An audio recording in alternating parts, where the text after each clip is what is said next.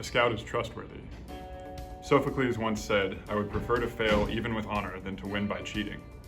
When we have thoroughly grasped the idea of honor itself, it becomes an easy matter to understand that a scout's honor is to be trusted, for we know that our honor is actually our sense of obligation to duty and to God. It is a debt which we owe, which we cannot fail to pay without losing everything that is worthwhile in our life. For according to the standard of men of honor, life without honor is not worth living, not because it means disgrace or contempt in the eyes of men, but because it means that we feel ourselves to be dishonest and untrustworthy. The real trustworthy man is he who in every case and in every detail would rather do right and lose than do wrong for his own personal advantage.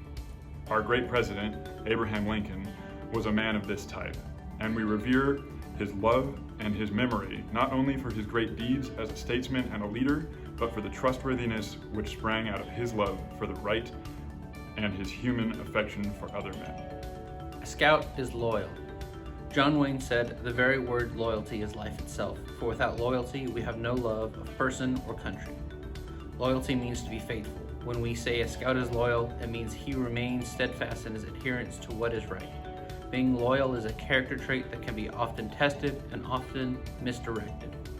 A scout, as any other boy, wants to be part of something important, something great. Important is something that is the best. As young boys might argue that my dad can beat up your dad, so older boys might debate about whose school football team is better.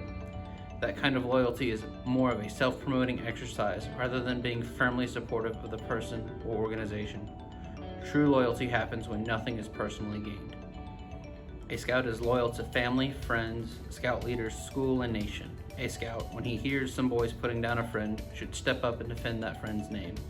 When a scout is asked to be loyal to his leaders, he needs to support them in their decisions.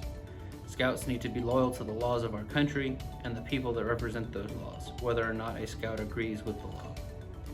By being loyal to the scout law and holding its points dear, a scout is naturally loyal to those around him in a right and good manner.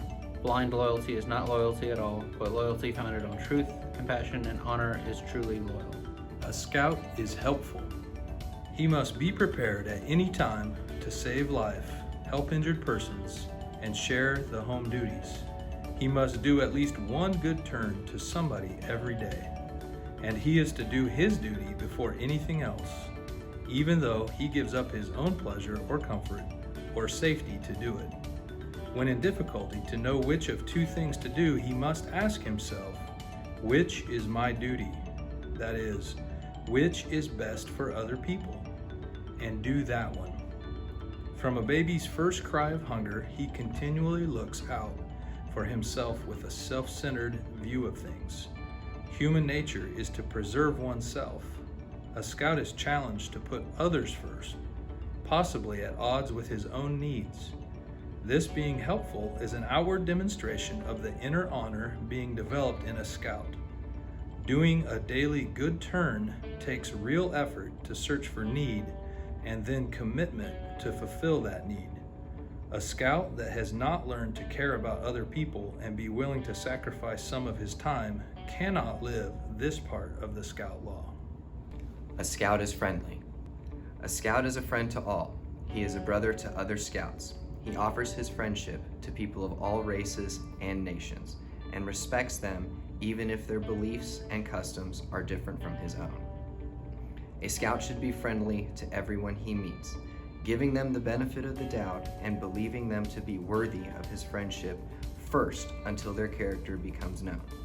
If a scout prejudges someone on their skin color, language, clothes, looks, family name, or other superficial aspect, then he is not following the scout law.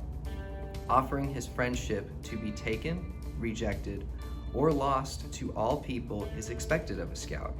It is going out on a limb and knowing that some people will reject you. The law says that a scout is a friend to all.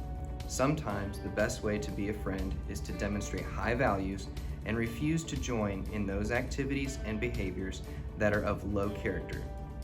A friendship will not grow in such a relationship, but the low character may rise when faced with the choice of continuing inappropriate actions or relating with a scout of higher character.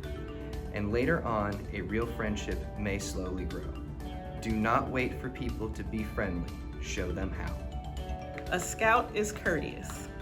Being courteous is being a gentleman. It is opening doors and holding them open for the next person. It is noticing that the bus you are on is filling up and you have a seat while a woman is standing. It is saying, "Pardon me," when you bump into someone in a crowd. It is giving a firm handshake when you make the acquaintance of someone. It is important that scouts show courtesy to all people. Whether it is a cute young girl or an old stooped woman, a scout treats her courteously. Whether a rich gentleman or a school janitor, the scout greets him cheerfully and sincerely. Theodore Roosevelt said of being courteous, courtesy is as much a mark of a gentleman as courage. A scout is kind. Aesop said, "No act of kindness, no matter how small, is ever wasted." Kindness should be practiced first by a scout in his own home. It can be a difficult challenge to show kindness to those in your family, whether it be irritating siblings or misunderstanding parents. Making constant efforts to be kind to those people with whom you have a conflict is hard work. Each of us is bound to fail sometimes, especially when we are in such close quarters for such a large part of our time. At those times of failing to be kind, kindness can still make a comeback through sincere apologies and forgiveness. The point of forgiveness is not in the scout law, but it is a real demonstration of kindness. It is much easier to be kind to friends, teammates, other scouts, and family acquaintances that are seen occasionally. There is less personal commitment and less intimacy, so it is less work to overlook their shortcomings and differences in beliefs and behaviors. A scout should understand that kindness toward animals and the natural world in general will most likely result in no direct personal response, but it will have lasting impact for others.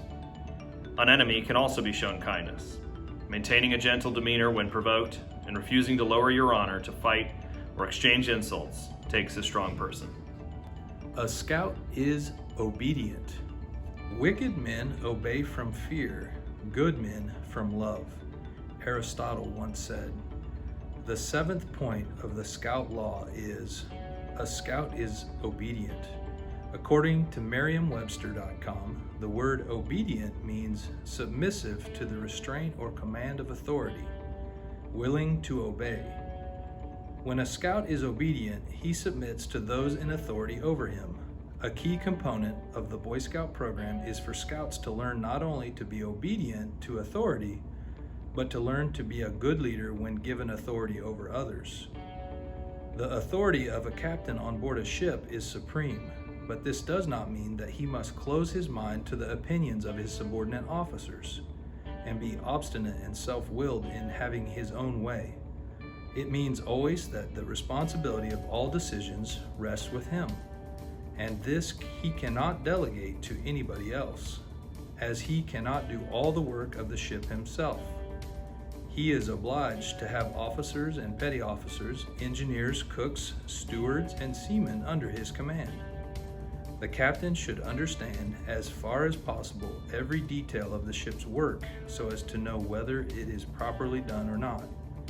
If it is not properly done, he is responsible for seeing that the error is corrected, either by putting another person in charge or by training the same person to do better. With a wise and capable captain and a good crew, a ship becomes a school in which many different men are taught many different things, and a happy ship is one of the happiest places in the world.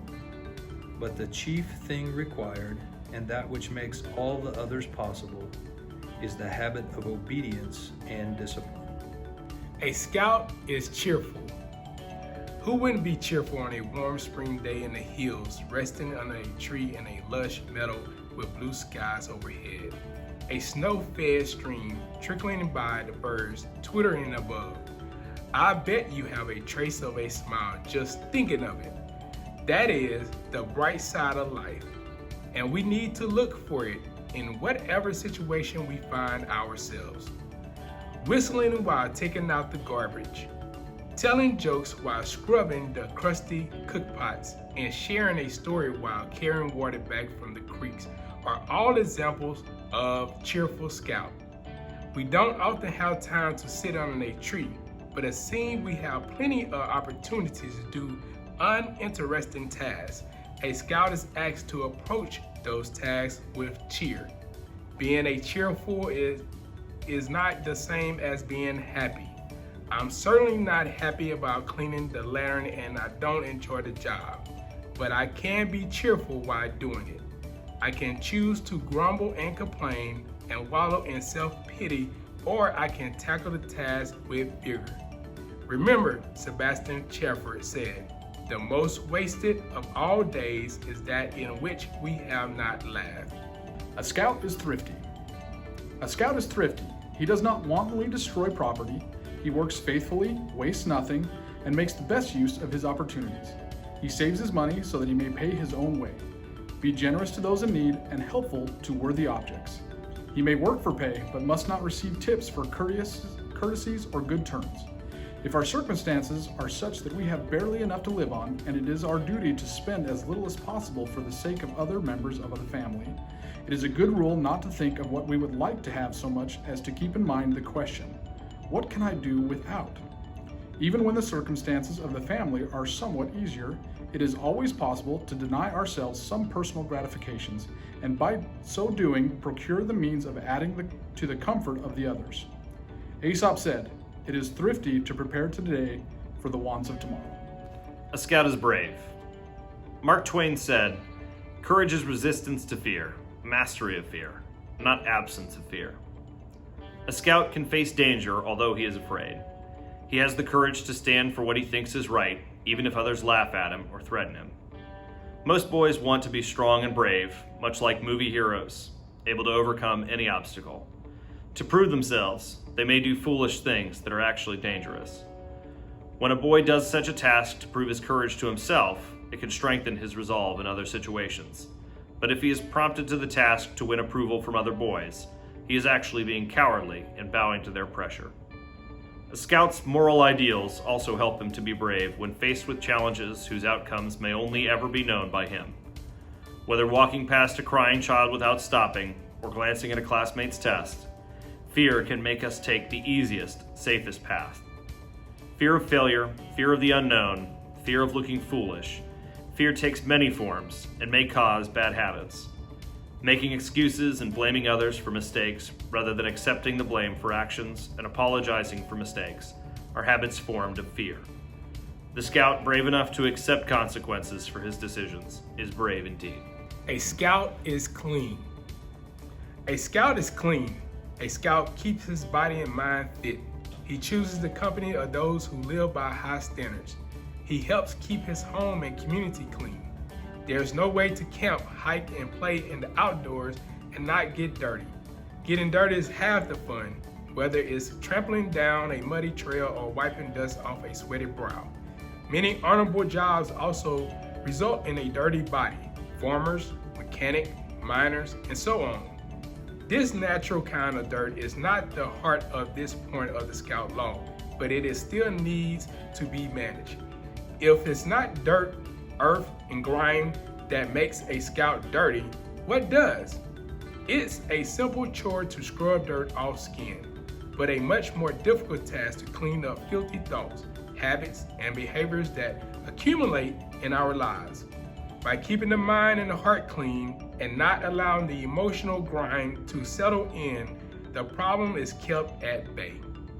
A scout is reverent. A scout is reverent towards God. He is faithful in his religious duties. He respects the beliefs of others. As a scout experiences the wonders of the outdoors, stormy weather and calm blue skies, pounding surf and trickling streams, bitter cold and stifling heat, towering trees and barren desert, he experiences the work of God. Appreciating life in its magnitude of forms, from the smallest insects to gigantic wildlife, a scout comes to terms with his place in the world. While in the wilds, a scout may come face to face with God. He may feel God around him in the wind, the water, the earth, and the open, wild beauty. When the scout returns home, he needs to continue that respect and awe toward God by participating in the practices of his religion. Becoming a complete citizen includes fulfilling expectations of the church to which a person belongs. Faithfully performing his religious duties demonstrates his reverence while in civilization.